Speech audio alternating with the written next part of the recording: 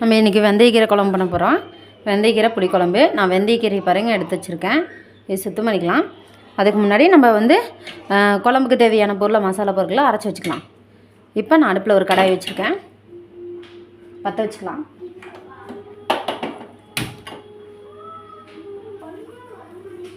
எண்ணெய் ஊற்றிக்கலாம். நான் 3 ஸ்பூன் எண்ணெய் ஊற்றிருக்கேன். நல்லா வெங்காயம் மிளகாயெல்லாம் வணங்கணும்ல, அதனால்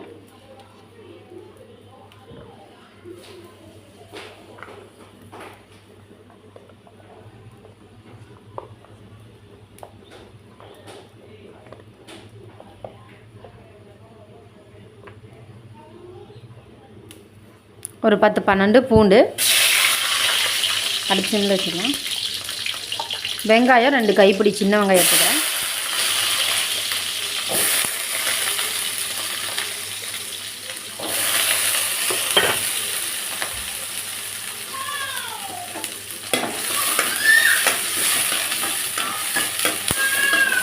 நல்லா வாங்கிட்டு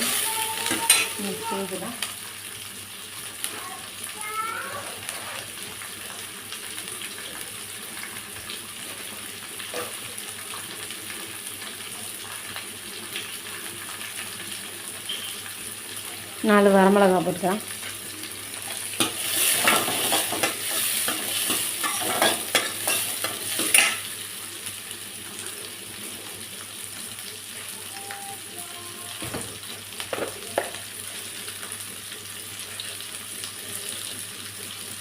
கொத்தமல்லி 2 ஸ்பூன்.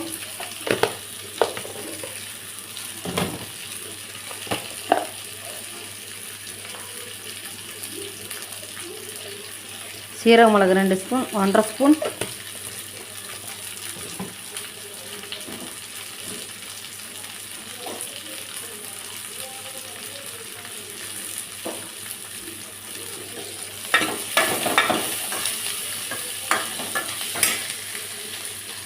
தக்காளி 2 தக்காளி போட்டிருக்கேன், அதையும் போட்டுருக்கேன்.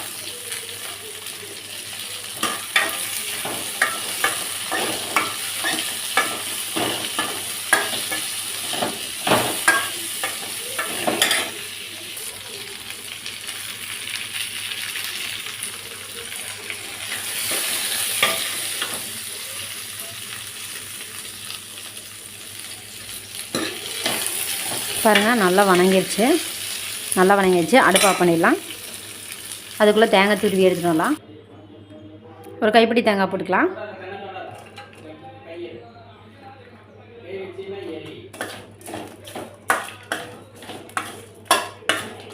நான் அடுப்பை ஆஃப் பண்ணிட்டேன். அந்த வெங்காய மிளகாய் சூட்லேயே இந்த தேங்காய் இதாகிட்டோம், ஃப்ரை ஆகிட்டோம். போதும். அடுப்பை ஆஃப் பண்ணி தான் இருக்கேன், எரியலை. வெந்தயக்கீரையை நல்லா தண்ணியில் 3 தடவை கழுவியே அரிஞ்சு எடுத்து வச்சுருக்கேன். இது எப்படி செய்கிறதுன்னு பார்க்கலாம் வாங்க. அடுப்பில் ஒரு கடாய் வச்சுருக்கோம். கடாய் சூடாகிடுச்சு. கொஞ்சம் எண்ணெய் விட்டுக்கலாம்.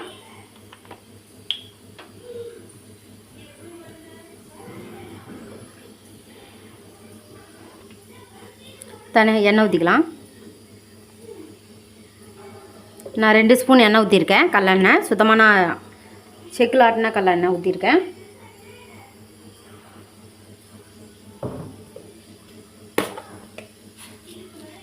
கடுகுளுந்து 1 ஸ்பூன்.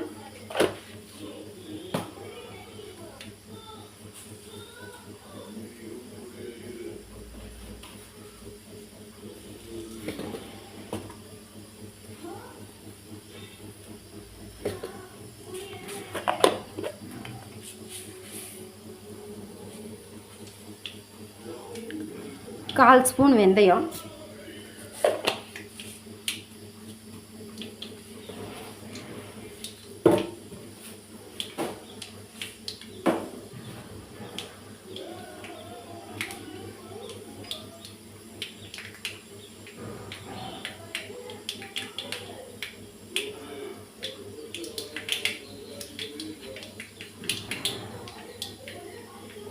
நல்லா பொரிஞ்சதுக்கப்புறம் நான் ஒரு 6 சின்ன வெங்காயத்தை அரிஞ்சு வச்சுருக்கேன், அதே போட்டுடலாம்.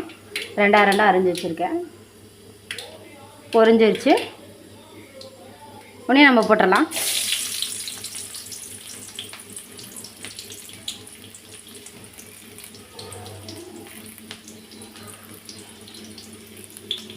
கருவேப்பிலை ஒரு கொத்து,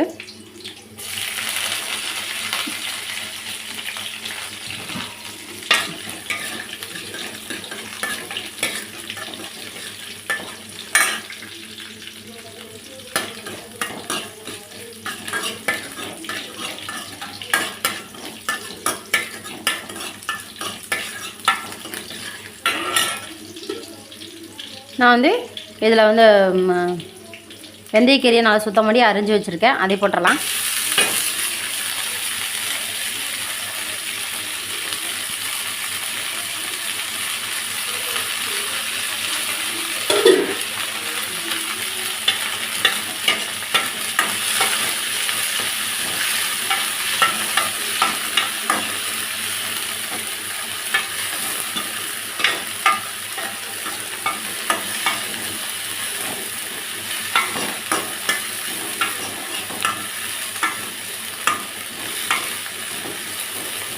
அடுப்பு சிம்மில் வச்சுக்கலாம்.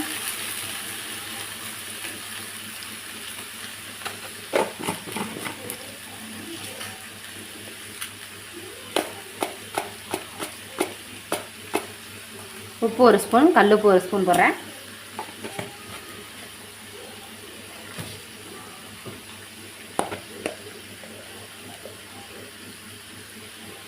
அரை ஸ்பூன் மஞ்சத்தூள் நல்லா போட்டு வணக்கி விடலாம்.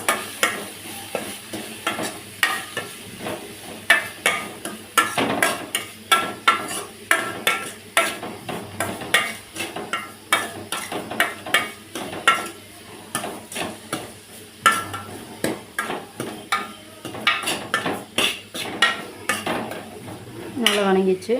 இதெல்லாம்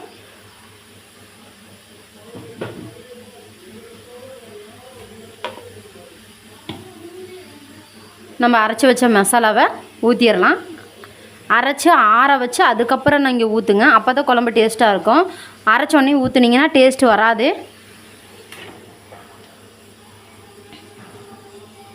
மீதி தண்ணி ஊற்றி அலசி எடுத்து ஊற்றிடலாம்.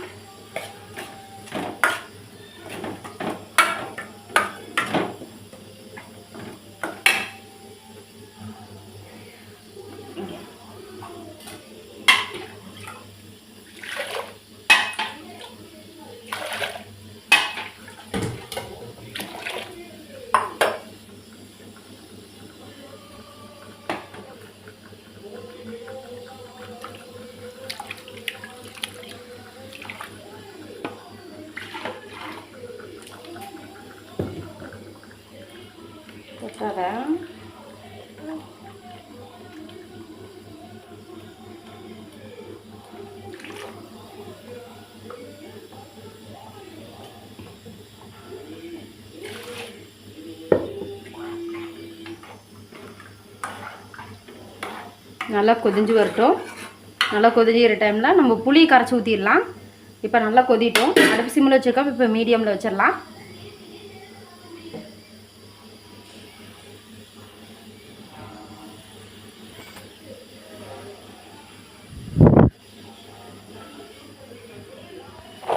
சைஸில் புளி இருக்குது, இது ஊற வச்சிடலாம். நல்லா கொதியுது பாருங்கள். இன்னும் நல்லா கொதிட்டோம். குழம்பு நல்லா திக்காகட்டும். அப்புறம் இறக்கும்போது புளி ஊற்றி கரைச்சி இறக்கிடலாம். இப்போ நெல்லிக்காய் சைஸில் புளி ஊற வச்சோம்ல, அதை கரைச்சி ஊற்றிடலாம்.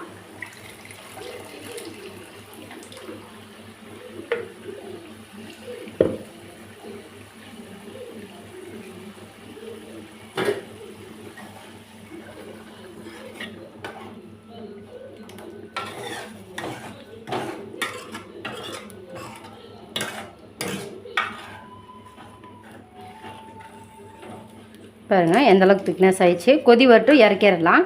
நீங்கள் உப்பு காரமெல்லாம் செக் பண்ணிக்கோங்க, எனக்கு அளவாக இருக்கும். நல்லா கொதி வரட்டும். புளிக்கரைசல் ஊற்றிட்டோம், கீரை வெந்திருக்கும். புளிக்கரைசல் ஊற்றி நல்லா கொதி விட்டால் தானே புளிக்குழம்பு டேஸ்ட்டாக இருக்கும்.